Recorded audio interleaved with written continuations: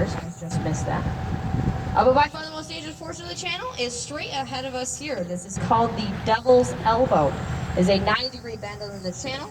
Also, we're having to speed 90 feet deep. So pretty unfortunate for all those lumber raftsmen.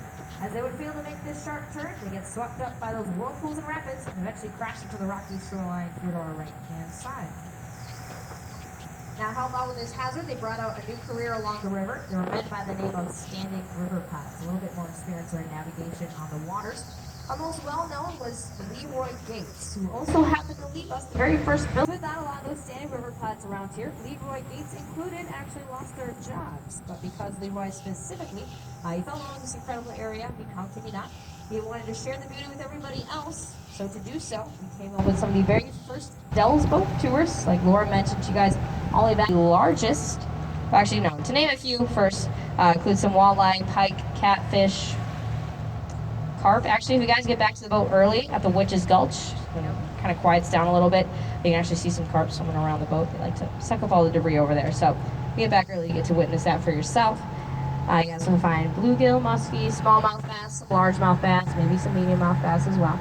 But actually the largest fish you guys can find out here is the lake sturgeon. That can get up to about 7 feet long. It can actually weigh over 200 pounds. They're biggest. And you guys ever seen one of those before? A couple of you? Looks exactly like Laura does. Just kidding. Not close at all.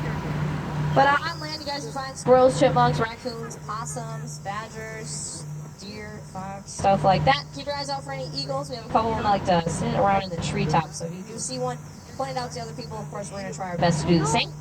Some of the largest stuff you guys can find on land are bears. We have a lot of bears around this area, a lot of black bears. Any guys ever seen one before? Up here, show hands. Yeah? Wow, a lot of you guys.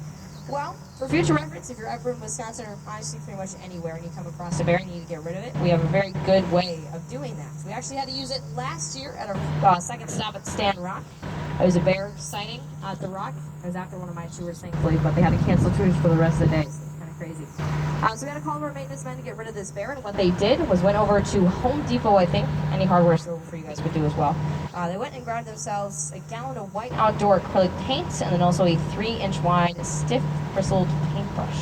It's very cost efficient. They went and took those two supplies back up to Stand Rock, forced the bear off the grounds a little bit. Couldn't see it anymore.